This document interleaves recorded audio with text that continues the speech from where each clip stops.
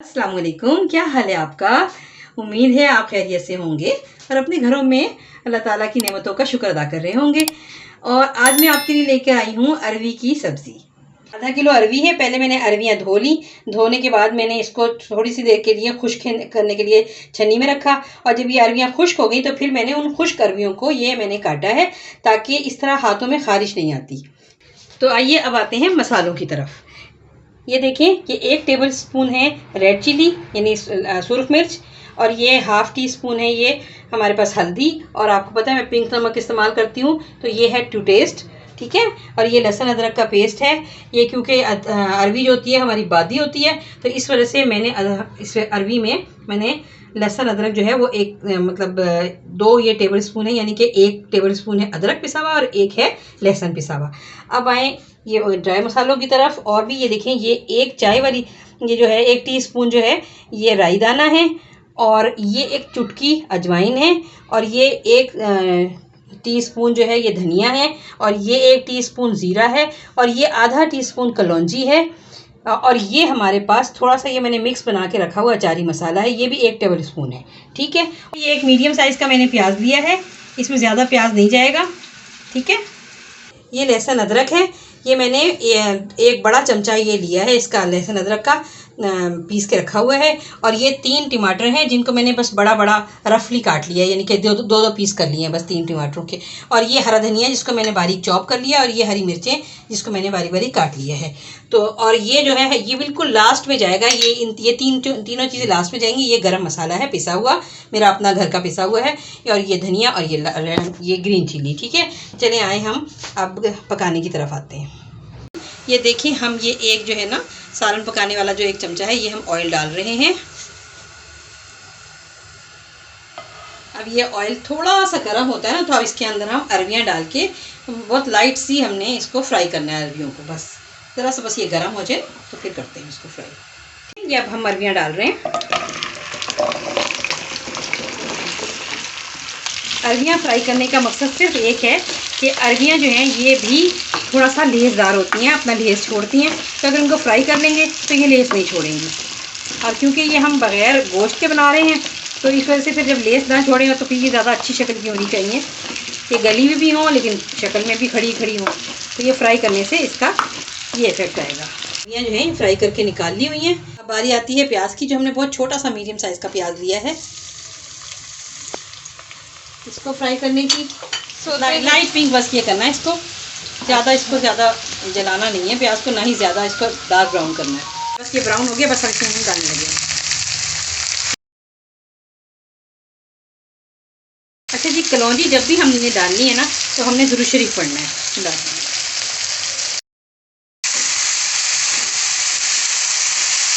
ये देखिए, हम 5-7 मिनट के लिए इसे रखते हैं ताकि हमारे टमाटर सॉफ्ट हो जाए। फ्लेम पे हमने 3 से 4 मिनट पकाया है। अब हम इसको खोलने लगे हैं। बिस्मिल्लाहिर्रहमानिर्रहीम। ये देखिए, हमारे सामने टमाटर जो हमने रखे थे इनका छिलका बहुत ही इजीली अलग हो गया, ये देखिए। और हमारा मकसद भी यही है कि टमाटर अच्छा हो जाए लेकिन छिलका हमारे मुंह में ना आए।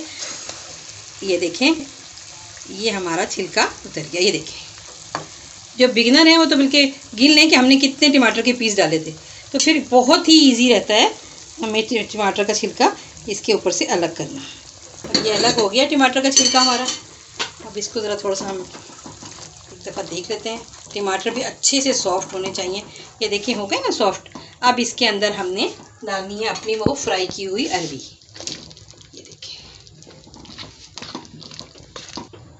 ये देखिए, ये अभी एक छिलका जो रह गया था वो भी मुझे नज़र आ गया, वो मैंने निकाल लिया। ये देखिए, अब ये अरवी हम थोड़ा सा इसके अंदर हल्का सा 1-2 सेकंड को फ्राई करते हैं।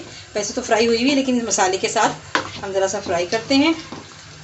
इस मौके पे आके आप अपना मसाला का टेस्ट कर सकते हैं। आप देख सकते हैं कि आपका मसाला जो है उसमें टेस्ट के मुताबिक आपके ठीक है। अगर आपने नमक डालना हो या थोड़ी बहुत मिर्चें बढ़ानी हो तो बढ़ा सकते हैं, लेकिन मेरा इस वक्त बिल्कुल इसमें मसाला सही है तो इस वजह से मैं कुछ भी नहीं बढ़ाऊँगी। बस ये देखिए, ये इसमें अरवियाँ हो गई हैं। अब इसमें हमने सिर्फ इतना पानी डालना है। ये देख लें, ये हमने पानी डाल दिया इसके अंदर,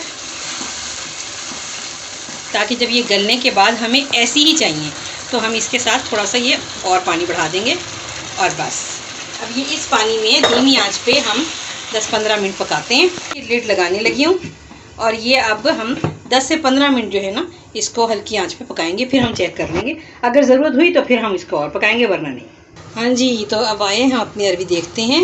ये देखें, हमने अरवी को मैंने आपसे 15 मिनट कहा था, लेकिन 15 मिनट से जब मैंने 15 मिनट पे आके निकाल के देखा है तो अरवी हल्की हल्की सी कच्ची थी। आपको पता है ना, अरवी भी कई तरह की होती है, मिक्स अरवी होती है इसके अंदर। तो मैंने फिर उसको 25 मिनट रखा। 25 मिनट के बाद अब मैं ये खोलने लगी हूँ। अब देखते हैं कि अरवी का क्या हाल है। ये देखिए, माशाल्लाह से अरवी तो गल गई है। और अगर हम इसको इस तरह से देखें तो ये देखें, ये आराम से हमारी अलग हो रही है। इसका मतलब है कि अरवी हमारी गल गई है। अब इसके अंदर हम गार्निशिंग कर देते हैं। ये देखिए, इसमें हरी मिर्च डाल रही हूँ मैं, ठीक है। और इस पर मैं अब ये गरम मसाला डालने लगी हूँ, ठीक है। और ये भी साथ ही इसके मैंने ये हरा धनिया डाल दिया और बस ये हमारी अरवी तैयार है। देखिए अरवी कितनी अच्छी बनी है। और इस अरवी को आप इस्तेमाल करें, इस पर नींबू डाल के इस्तेमाल करें। ये देखो लेमन है, लेमन डाल के, ये लेमन का जूस डाल के भी इस्तेमाल किया जा सकता है। चपाती के साथ, नान के साथ ये बहुत अच्छी लगती है। और अगर आपको अच्छी लगे तो मुझे अपनी दुआ में याद रखें और अपने घर में ख़ुद भी खाएं और बच्चों को भी खिलाएं। ये बहुत ही अरवी जो है ग़िज़ाइयत बख्श होती है। ये अगर आपको इसमें कोई भी चीज़ अच्छी लगी हो तो मुझे कमेंट सेक्शन में आप कमेंट करके बताएं कि आपको इसमें क्या चीज़ अच्छी लगी, या आप इसमें और क्या चीज़ डाल सकते हैं, या इसको और मज़ीद कितने अच्छा बना सकते हैं। आप सब्सक्राइब करें और शेयर करें। अल्लाह हाफिज़।